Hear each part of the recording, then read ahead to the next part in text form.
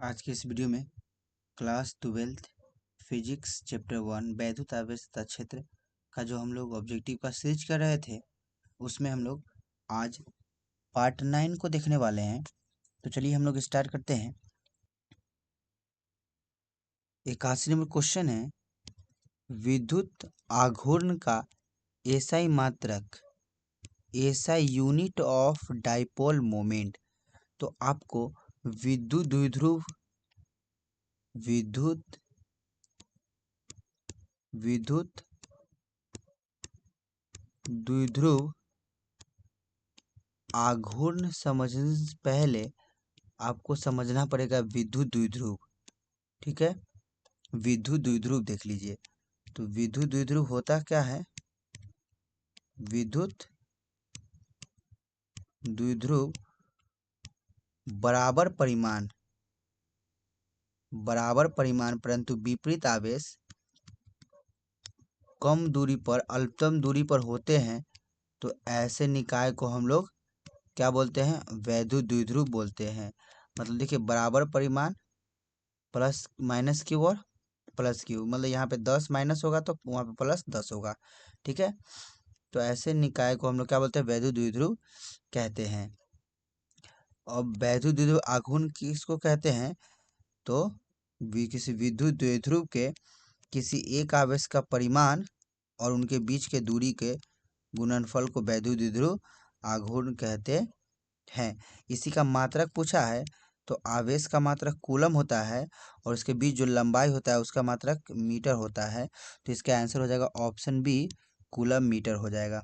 यदि वैद्युत द्विध्रुव आघूर्ण का आपका विमा पूछ देता तो आपका हो जाता ए टी एल। आवेश का मात्रक ए टी, लंबाई का मात्रक एल। आवेश का विमा ए टी और लंबाई का विमा एल, ए टी एल हो जाता। ठीक है, चलिए यदि यहाँ से क्वेश्चन एक और भी क्या बनेगा कि बताइए विद्युत द्विध्रुव आघूर्ण की दिशा क्या होती है? तो आपका विद्युत द्विध्रुव आघूर्ण की दिशा होती है माइनस क्यू से प्लस क्यू की ओर। ठीक है, नेक्स्ट क्वेश्चन देख लीजिए। क्वेश्चन नंबर 82 है, द्विध्रुव आघूर्ण की विमा, डायमेंशन ऑफ डाइपोल मोमेंट। तो विद्युत द्विध्रुव आघूर्ण की जो विमा होती है वो क्या हो जाती है? ये आपका हो जाएगा, इसका फॉर्मूला होती है P इक्वल टू क्या होती है? 2QL। ठीक है, इसका मात्रक होती है कूलम्ब मीटर। इसका जो बीमा हो जाएगी, यहाँ से भी निकाला जा सकता है, कूलम्ब का बीमा AT और लंबाई का बीमा L, ATL। इसी को सही फॉर्मेट में ऐसे भी लिखा जाता है M0LTA। ठीक है, या 11 भी इस पे लिखा जा सकता है। तो ये आपका बीमा हो गया। इसका आंसर क्या हो जाएगा? ऑप्शन ए हो जाएगा इसका बीमा। ठीक है, अगला क्वेश्चन देखिए। क्वेश्चन नंबर 83 है, टॉर्क ऑन डाइपोल, मतलब किसी डाइपोल पे, मतलब किसी विद्युत द्विध्रुव पे जो टॉर्क फोर्स लगेगा वो क्या होगा? देखिए, जब किसी विद्युत क्षेत्र में हम लोग किसी विद्युत द्विध्रुव को रखते हैं ना, किसी विद्युत द्विध्रुव को रखते हैं तो उस पे नेट जो फोर्स होता है, नेट फोर्स जीरो हो जाता है। नेट फोर्स जीरो हो जाता है। इसमें एक नया बल उत्पन्न होता है जिसको हम लोग बल आघूर्ण कहते हैं, जिसका फॉर्मूला होता है पीई साइन थीटा। क्या होती है? P E sine theta. यहीं से साइन थीटा को हटाते हैं तो पी क्रॉस ई हो जाती है। ठीक है, तो इसका आंसर ऑप्शन ए हो जाएगा, पी क्रॉस ई। चलिए नेक्स्ट क्वेश्चन देखिए। क्वेश्चन नंबर 84 है, द्विध्रुव की स्थितिज ऊर्जा होती है, potential energy on dipole is. जो विद्युत द्विध्रुव की जो स्थितिज ऊर्जा होती है वो U equal to minus P cos theta हो जाती है। इसका आंसर क्या हो जाएगा? ऑप्शन ए हो जाएगा। ठीक है, नेक्स्ट क्वेश्चन देखिए। क्वेश्चन नंबर 85 है, किसी विद्युत क्षेत्र में द्विध्रुव द्वारा किया गया कार्य क्या है? Work done by a dipole in an electric field. मतलब जैसे किसी इलेक्ट्रिक फील्ड में ना, जब किसी इलेक्ट्रिक फील्ड में आप किसको रखते हैं, किसी डाइपोल को रखते हैं, एक माइनस क्यू एक प्लस क्यू डाइपोल को रखते हैं, मतलब द्विध्रुव को रखते हैं, तो उसको थीटा, ठीक है, थीटा घुमाने में कितना वर्क डन होगा उसमें, तो किया गया इसका मतलब थीटा घूमने में इसका जो कार होगा वो W equal to P E 1 - cos theta हो जाएगा। ठीक है, W equal to P E 1 - cos theta, इसका आंसर ऑप्शन ए हो जाएगा। ठीक है, नेक्स्ट क्वेश्चन देखिए 86 है, किसी विद्युत क्षेत्र में द्विध्रुव को 0 से 180 डिग्री तक घुमाने में किया गया कार्य क्या होगा। ठीक है, 0 से 180 डिग्री बता रहा है, तो अभी देखें W इक्वल टू क्या फार्मूला होता है, पी ई 1 - cos थीटा, या एक ये भी होता है W equal to P cos theta 1 - cos theta 2। ठीक है, तो यहाँ पे 0 डिग्री है तो इसका आंसर यहाँ पे 1 मान लिए हैं, क्योंकि cos 0 का जो वैल्यू होता है, cos 0 का वैल्यू 1 होता है। ठीक है, तो यहीं से W इक्वल टू पी रहने देते हैं 1 - cos थीटा की जगह पे 180 डिग्री लिख देते हैं। ठीक है, ठीक है, चलिए W इक्वल टू पी हो जाएगा, और cos 180 डिग्री का जो वैल्यू होता है वो कितना होता है, तो आपका -1 हो जाता है। ठीक है, तो W equal to P E क्या हो जाएगा, 1 + 1 इक्वल टू क्या हो जाएगा, 2 हो जाएगा।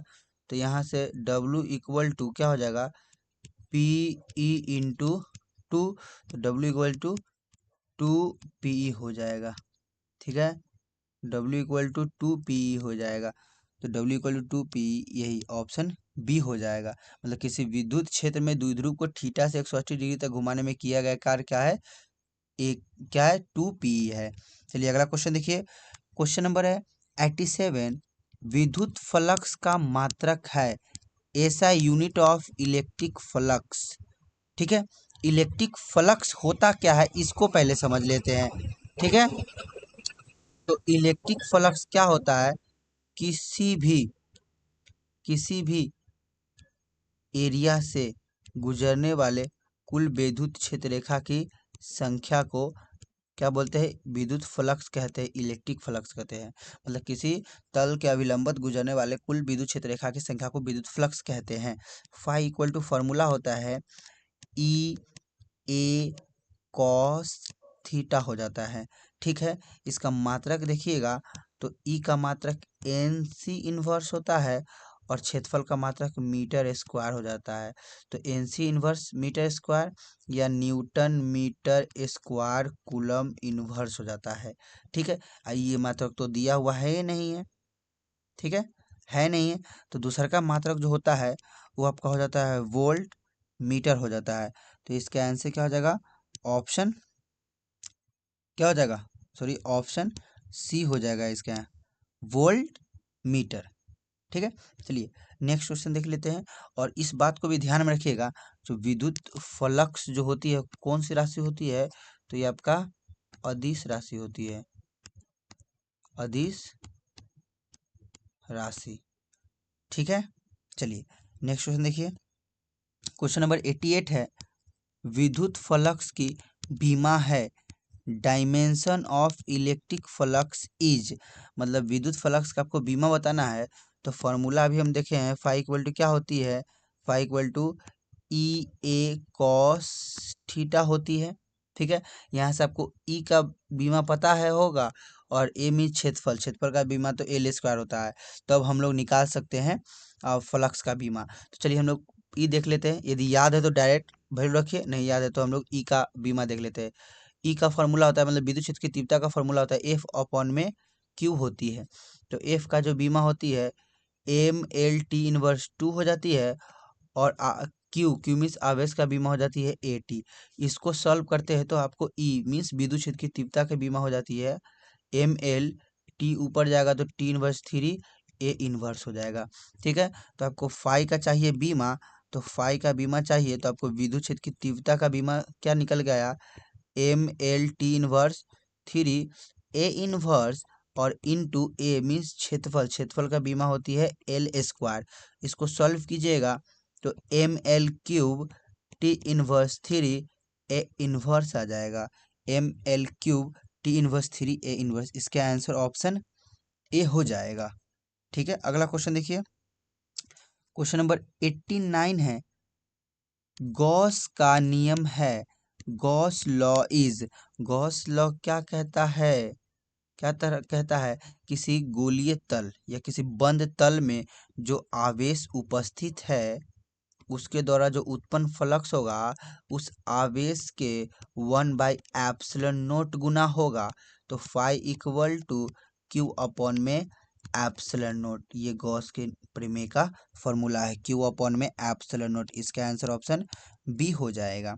नेक्स्ट क्वेश्चन देखिए, क्वेश्चन नंबर 90 है, क्या है, किसी समतल चालक चादर के पास विद्युत क्षेत्र होती है, electric field near a plane conducting sheet is, देखिए ये मान लीजिए ये सीट है, ये चादर है, प्लेन चादर, ठीक है, इस पे चार्ज डिस्ट्रीब्यूटेड है, लेकिन ये कैसा है, चालक है, कैसा है, चालक, ठीक है, दोनों बगल चार्ज होगा, तो चालक चादर के कारण कुछ दूरी पे जो विद्युत क्षेत्र की तीव्रता होती है वो होती है सिग्मा अपॉन में एप्सिलॉन नोट, किस कंडीशन में, जब ये कैसा हो, चालक हो, क्या हो, चालक हो, तो इसका आंसर क्या हो जाएगा, सिग्मा अपॉन में एप्सिलॉन, इसका आंसर ऑप्शन ए हो जाएगा। यदि कुचालक हो जाए, कुचालक रहे, कुचालक, ठीक है, तो जब कुचालक चादर है तो इससे आर दूरी पर जो विद्युत क्षेत्र की तीव्रता होती है, किसी दूरी पर विद्युत क्षेत्र की जो तीव्रता होती है वो हो जाती है सिग्मा अपॉन में 2 एप्सिलॉन नोट, इस बातों को ध्यान में, चालक में सिग्मा अपॉन में एप्सिलॉन नोट, यदि कुचालक चादर रही तो सिग्मा अपॉन में 2 एप्सिलॉन नोट। ठीक है, तो चलिए इस वीडियो में हम लोग इतना ही तक रहने देते हैं। वीडियो देखने के लिए धन्यवाद। यदि पीछे का वीडियो नहीं देखे हैं तो इसी वीडियो के डिस्क्रिप्शन में उस पूरे वीडियो का लिंक मिल जाएगा, आप उसको देख सकते हैं।